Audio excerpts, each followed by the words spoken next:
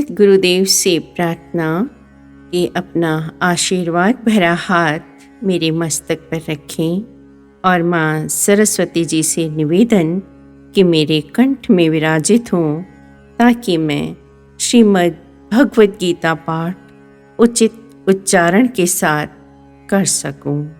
अध्याय 9, श्लोक भी 9। यह उपदेश सुनकर अर्जुन ने प्रश्न पूछा कि हे भगवान, जब आपने ही अपनी माया से इस संसार की रचना की है तो सांसारिक जीव जो भी अच्छे या बुरे कर्म करते हैं उनकी जिम्मेदारी भी आपके ही ऊपर है। उनमें जीवों का क्या दोष? उनके कर्मों का फल भी आपको भोगना चाहिए। इस प्रश्न के उत्तर में भगवान कहते हैं, हे धनंजय, ये सारे कर्म मुझे नहीं बांध पाते हैं। मैं उदासीन की भांति इन सारे भौतिक कर्मों से सदैव विरक्त रहता हूँ। तात्पर्य यह है कि इस प्रसंग में यह नहीं सोच लेना चाहिए कि भगवान के पास कोई काम नहीं है। वे अपने वैकुंठ लोक में सदैव व्यस्त रहते हैं। वे सतत दिव्य आनंदमय आध्यात्मिक कार्यों में रत रहते हैं, किंतु इन कार्यों से उनका कोई सरोकार नहीं रहता। सारे भौतिक कार्य उनकी विभिन्न शक्तियों द्वारा संपन्न होते रहते हैं। यद्यपि छोटे से छोटे भौतिक कार्य पर उनका नियंत्रण रहता है, किंतु वे उदासीनवत स्थित रहते हैं। यहाँ पर उच्च न्यायालय के न्यायाधीश का उदाहरण दिया जा सकता है, जो अपने आसन पर बैठा है। उसके आदेश से अनेक तरह की बातें घटती रहती हैं। जैसे किसी को फांसी दी जाती है, किसी को कारावास की सजा मिलती है, तो किसी को धनराशि मिलती है, तो भी वह उदासीन रहता है। उसे इस हानि लाभ से कुछ भी लेना देना नहीं रहता। इसी प्रकार भगवान भी सदैव उदासीन रहते हैं, यद्यपि प्रत्येक कार्य में उनका हाथ रहता है। श्लोक 10। भगवान कहते हैं कि हे कुंती पुत्र, यह भौतिक प्रकृति मेरी शक्तियों में से एक है और मेरी अध्यक्षता में कार्य करती रहती है, जिससे सारे चर तथा अचर प्राणी उत्पन्न होते हैं। इसके शासन में यह जगत बारंबार सृजित और विनष्ट होता रहता है। भगवान यहाँ स्पष्ट कहते हैं कि यहाँ परमेश्वर इस जगत के समस्त कार्यों से पृथक रहते हैं, किंतु इसके परम अध्यक्ष यानी कि निर्देशक वही बने रहते हैं। परमेश्वर परम इच्छा है और इस भौतिक जगत के आधार भूमि स्वरूप है, किंतु इसकी सभी व्यवस्था प्रकृति द्वारा की जाती है। कृष्ण यह भी कहते हैं कि मैं विभिन्न योनियों और रूपों वाले जीवों का जनक हूँ। परमेश्वर अपनी चितवन मात्र से प्रकृति के गर्भ में जीवों को प्रविष्ट करते हैं और वे अपनी अंतिम इच्छाओं तथा कर्मों के अनुसार विभिन्न रूपों तथा योनियों में प्रकट होते हैं। अतः भगवान इस जगत से प्रत्यक्ष रूप से आसक्त नहीं रहते। वे प्रकृति पर दृष्टिपात करते हैं। इस तरह प्रकृति क्रियाशील हो उठती है और तुरंत ही सारी वस्तुएं उत्पन्न हो जाती हैं, क्योंकि वे प्रकृति पर दृष्टिपात करते हैं। अतः परमेश्वर क्रियाशील रहते हैं, किंतु भौतिक जगत के प्राकट्य से उन्हें कुछ लेना देना नहीं है। स्मृति में एक उदाहरण मिला है जो इस प्रकार है। जब किसी व्यक्ति के समक्ष फूल होता है तो उसे उसकी सुगंधी मिलती रहती है, किंतु फूल तथा सुगंधी एक दूसरे से अलग रहते हैं। ऐसा ही संबंध भौतिक जगत तथा भगवान के बीच भी है। श्लोक 11। भगवान कहते हैं कि जब मैं मनुष्य रूप में अवतरित होता हूँ तो मूर्ख मेरा उपहास करते हैं, मुझे सामान्य मनुष्य समझते हैं। वे मुझ परमेश्वर के दिव्य स्वभाव को नहीं जानते हैं। भगवान ने इन श्लोकों में स्पष्ट किया है कि मनुष्य रूप में जब मैं प्रकट होता हूँ, मैं सामान्य व्यक्ति नहीं होता। जो भगवान सारे दृश्य जगत का सृजन पालन संहार करते हैं, वे मनुष्य कैसे हो सकते हैं? तो भी लोग जो कृष्ण को एक शक्तिशाली पुरुष के अतिरिक्त और कुछ नहीं मानते, वस्तुतः वे आदि परम पुरुष हैं। ईश्वर या नियंता अनेक हैं और वे एक दूसरे से बढ़कर प्रतीत होते हैं। भौतिक जगत में सामान्य प्रबंध कार्यों का कोई न कोई निर्देशक होता है, जिनके ऊपर एक सचिव होता है, फिर उसके ऊपर मंत्री तथा उससे भी ऊपर राष्ट्रपति होता है। उनमें से हर एक नियंत्रक होता है, किंतु एक दूसरे के द्वारा नियंत्रित होता है। ब्रह्म संहिता में कहा गया है कि कृष्ण परम नियंता है। निस्संदेह भौतिक जगत तथा वैकुंठ लोक दोनों में ही कई कई निर्देशक होते हैं, किंतु कृष्ण परम नियंता है। कृष्ण का शरीर सच्चिदानंद रूप है। भले ही अपने पूर्व पुण्यों के कारण विद्वान लोग असाधारण व्यक्ति हों, किंतु श्री कृष्ण के बारे में ऐसी धारणा उनकी अल्पज्ञता के कारण होती है। इसलिए वह मूढ़ कहलाते हैं, क्योंकि मूढ़ पुरुष ही कृष्ण को सामान्य पुरुष मानते हैं। वे नहीं जानते कि कृष्ण का शरीर पूर्ण ज्ञान तथा आनंद का प्रतीक है। वे प्रत्येक वस्तु के स्वामी हैं और सभी को मुक्ति प्रदान करने वाले हैं।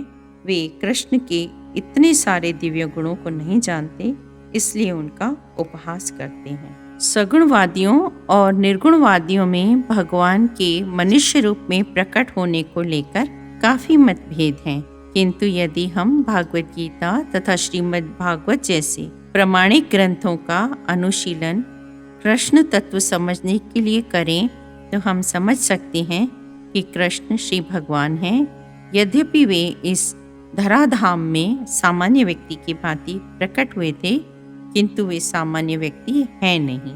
श्लोक 12। जो कि वृथा आशा, वृथा कर्म और वृथा ज्ञान वाले अज्ञानी जन राक्षसों के और असुरों जैसे मोहित करने वाले तामसी स्वभाव को ही धारण किए हुए हैं, वे मुझे नहीं जानते। भगवान कहते हैं कि जो लोग उन्हें छोड़कर माया के मोह में लीन हो गए हैं, उनकी आशाएं कभी भी पूर्ण नहीं होंगी। उनके सभी कर्म और साधन निष्फल जाते हैं। उनकी विद्या भी निष्फल होती है, क्योंकि वे अभिमानी बन जाते हैं। जैसे कोई मालिक अपने किसी दफ्तर या उद्योगशाला में काम करता है, तो वह वहाँ काम का वेतन नहीं लेता, वहाँ तो वह मालिक बन वेतन देता है। अगर हम ईश्वर को नहीं मानते और केवल वेतन देने वाला कोई और नियुक्त करना पड़ेगा। यदि हम नौकरी करेंगे तो किसी का स्वामित्व स्वीकार करना पड़ेगा। यदि हम किसी को मालिक नहीं मानेंगे तो फल कौन देगा, वेतन कौन देगा। दुख इस बात का है कि व्यवहार में ये सब बातें हम समझते हैं, किंतु परमार्थ में हम सब कुछ अंधे होकर करते हैं, और जो फल देने वाला परमात्मा है उसे मानते नहीं। बड़े बड़े दानवों ने घोर तपस्याएं की, किंतु फल देने वाले परमात्मा से ही विरोध करने के कारण उन्हें विपरीत फल की प्राप्ति हुई। जिसकी भावना शुद्ध और हृदय नम्र है, वे थोड़े भी शुभ कर्मों का अधिक फल प्राप्त करते हैं। दूसरे लोग माया की ममता में फंसे हुए, उनकी आशाएं और कर्म सब व्यर्थ जाते हैं। यदि बुद्धि कम है किंतु श्रद्धा अटूट है, तो वह मनुष्य अवश्य पार हो जाएगा। शबरी ने कौन से वेद पुराण पढ़े थे, परंतु उसके मन में राम के प्रति पूर्ण प्रेम और श्रद्धा थी, इसलिए उसे मोक्ष की प्राप्ति हुई। श्रद्धा और प्रेम एक महान उत्तम रस है।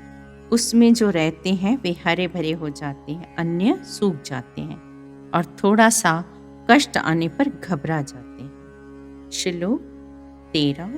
भगवान कहते हैं, हे कुंती पुत्र, देवी प्रकृति के आश्रित हुए जो महात्मा लोग हैं, वे तो मुझको सब भूतों का सनातन कारण और नाश रहित अक्षर रूप जानकर अनन्य मन से युक्त हुए मुझे निरंतर भजते हैं। इस श्लोक में आस्तिक भाव रखने वाले महापुरुषों का वर्णन करते हुए भगवान कहते हैं कि प्राणी मात्र का अविनाशी आदि परमेश्वर जानकर जो दृढ़ मन से उनकी भक्ति करते हैं, महात्मा शब्द का अर्थ है जिसका अंतःकरण प्रकाशित हो गया हो, अर्थात उनमें देवताओं जैसे शुभ गुण हैं। श्लोक 14। वे दृढ़ निश्चय वाले भक्तजन निरंतर मेरे नाम और गुणों का कीर्तन करते हुए मेरी प्राप्ति के लिए यत्न करते हुए मुझको बारंबार प्रणाम करते हुए सदा मेरे ध्यान में युक्त हुए अनन्य भक्ति से मुझे उपासते हैं। सच्चे भक्त सदैव सच्चे हृदय से परमात्मा का गुणगान करते हैं, यश गाते हैं, स्तुति करते हैं और उनका वातावरण सत्वगुणी रहता है। वृत्ति शांत रहती है, हृदय में आनंद का अनुभव होता है। भगवान के सच्चे भक्त अहिंसा, सत्य और ब्रह्मचर्य के उद्देश्य पर दृढ़ रहते हैं। सत्य की बड़ी महिमा है, अतः सत्संग अर्थात सच्चे पुरुषों की संगति अपार फल देती है। एक दूध बेचने वाला ग्वाला था। वह दूध का कुछ हिस्सा खुद बेचता था और कुछ अपनी कन्या को देता था कि जाकर गांव में बेच आए। किंतु उस कन्या के पिता का कहना था कि जहाँ सत्संग होता है उस ओर मत जाना, जैसे अंधेरा प्रकाश को नहीं पसंद करता। एक दिन कोई बड़ा पर्व था, सब लोग सत्संग में चले गए थे। तब कन्या ने सोचा कि यदि उस ओर जाऊंगी तो सारा दूध बिक्री हो जाएगा, मैं भी सत्संग सुन लूंगी। जब वहां गई तो महात्मा वहां शिक्षा दे रहे थे कि खाने पीने की वस्तुओं में मिलावट करना भारी पाप है। लड़की ने सोचा कि पिताजी तो प्रतिदिन दूध में पानी मिलाकर बेचते हैं, वे इस बात को समझेंगे या नहीं, लेकिन मैं तो दूध में पानी कभी नहीं मिलाऊंगी। लड़की ने उस दिन शुद्ध दूध धोकर ग्राहकों को दिया, किंतु रात होते ही लड़की पर पिता ने बहुत क्रोध किया। कहा कि प्रतिदिन दूध से 5.5 रुपए मिलते थे, किंतु आज केवल 4 रुपए ही मिले हैं। कन्या ने सारा सत्संग का वृतांत अपने पिता को सुनाया और कहा कि दूध में पानी मिलाना भारी पाप है, इसलिए मैं डरती हूँ कि कई दूध के पैसे लेकर हम पानी दे रहे हैं तो दोनों में वाद विवाद होने लगा। लड़की ने कहा कि मैं पाप नहीं करूंगी। अब पिता और कन्या के बीच में जो बात चल रही थी वह बाहर खड़े हुए उस देश के राजा ने सुन ली। उसके हृदय में प्रेरणा जागृत हुई कि ऐसी सत्य बुद्धि वाली कन्या अभी तक अविवाहित बैठी है और धर्म पर स्थित है, तो अच्छा होगा कि मैं उससे विवाह कर लूं। दूसरे दिन मंत्री से बात की। मंत्री दूध वाले के पास गया और उससे बड़ी प्रसन्नता के साथ संबंध उसने स्वीकार किया और उसकी कन्या को सत्य धर्म पर स्थित रहने के कारण शीघ्र ही उत्तम फल की प्राप्ति हुई। अर्थात सत्संग रूपी तीर्थ में नहाने से तुरंत फल की प्राप्ति होती है। नीच जाति में पैदा होने वाले वाल्मीकि, नारद, अगस्त्य मुनि ने भी अपना हाल अपने मुख से वर्णन किया है कि कैसे वे सत्संग के प्रभाव से ऊंची अवस्था तक पहुंचे। जैसे पारस के छूने से कितना भी बुरा और पुराना लोहा हो सोना बन जाता है, वैसे ही उत्तम पुरुषों की संगति से पापी भी महान पुरुष बन जाते हैं। चंदन के छोटे से पौधे की संगति से दूसरे बड़े बड़े पेड़ भी चंदन बन जाते हैं। गंगा नदी में कितना भी गंदा जल पड़े, गंगा जल जैसा हो जाता है। अच्छे पुरुषों की संगति ही एक बड़ी निधि है। श्लोक 15। उनमें कोई तो मुझ विराट स्वरूप परमात्मा को ज्ञान यज्ञ के द्वारा पूजन करते हुए एकत्व भाव से उपासते हैं और दूसरे पृथक भाव से और कोई कोई बहुत अन्य प्रकारों से भी उपासते हैं। अर्थात कुछ लोग परमात्मा और अपने आप को एक रूप मानकर भजन करते हैं, कुछ लोग अपने को ब्रह्म से पृथक मानकर उन्हें स्वामी और स्वयं को सेवक मानकर भक्ति करते हैं, और कुछ लोग देवी देवताओं के रूप में भगवान का ध्यान करते हैं। शरीर के ज्ञान से इंद्रियों का कार्य, प्राणों का चलना, अंतःकरण में प्रकाश होने का और इंद्रियों पर संयम रखने का ज्ञान होता है। उसे ज्ञान यज्ञ कहा जाता है, जिससे आंतरिक आंखें खुलती हैं। वे देखते हैं कि संसार में जो कुछ भी है वह ब्रह्म ही है, अपने को भी उस ब्रह्म से भिन्न नहीं मानते। ऐसे ब्रह्मज्ञानियों को कोई भी सांसारिक पदार्थ या जीव दुख देगा क्या? इसलिए तो मीरा, कबीर, प्रहलाद और अन्य भक्तों को मारने के लिए कितने यत्न किए गए। हाथियों से कुचलवाया गया, शेरों से मरवाने का प्रयत्न किया गया, पहाड़ों से गिरवाया, जल में डुबाया, विष के प्याले पिलाए, विषैले सांप उन्हें हाथों में दिए गए, लेकिन वे डरे नहीं और उनका बाल बांका भी नहीं हुआ। जिसकी सभी में एक भावना है, न किसी से विशेष मित्रता या राग, न किसी से शत्रुता, वह बड़े पुण्य का फल है। कबीर के घर काशी में एक रात एक चोर, जिसने किसी की चोरी की थी, सामान लाकर छिप गया, क्योंकि उसके पीछे सिपाही आ रहे थे और उसने कबीर का ही द्वार खुला हुआ देखा। भीतर जाकर कबीर से कहा, मैं चोर हूँ, सिपाही मेरे पीछे लगे हुए हैं, किंतु अब मैं आपकी शरण में आ गया हूँ, मुझे सहारा दीजिए। कबीर की दृष्टि में कोई चोर था न साधु, सब ब्रह्मरूप थे। उसको कहा, प्यारे अब चिंता न कीजिए, इस खाट पर मेरी कन्या सोई हुई है, तुम भी जाकर वहां सो जाओ। इतने में सिपाही वहां पहुंच गए। कबीर ने उन्हें कहा, भाई सारा घर ढूंढ लो, यहाँ कोई चोर नहीं है। वह तो कबीर की लड़की के साथ सोया हुआ था, इसलिए उन्हें जरा भी शंका न हुई और वे चले गए। उसके जाने के बाद चोर उठकर कबीर के पांवों पर गिरकर रोने लगा। कबीर ने उसे धैर्य देते हुए कहा कि आज से तू मेरा जमाई है, मेरी कन्या तुम्हारी पत्नी है।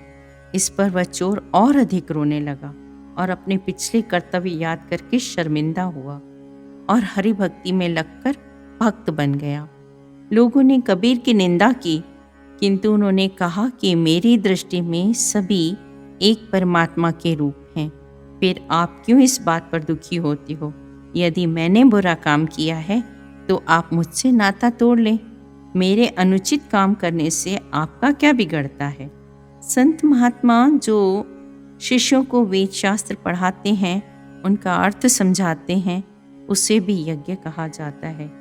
किंतु यह शास्त्र की जानकारी हुई, आत्मज्ञान नहीं।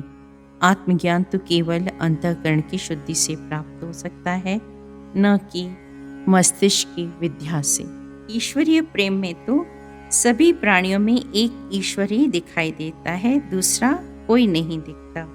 ब्रह्म दिसे ब्रह्म सुनिए, ब्रह्मो ब्रह्म बखानिए, आत्म पसारा करनहारा, हरि बिना न जानिए। वे जो कुछ भी देखते सुनते हैं, ब्रह्म को जानते हैं। उपदेश करने वाला भी ब्रह्म, सुनने वाला भी वही। वर्णन किसका किया जाए? तो भगवान का ध्यान और स्मरण करना ही सच्ची भक्ति है और उत्तम से उत्तम उपासना है। ओम नमो भगवते वासुदेवाय।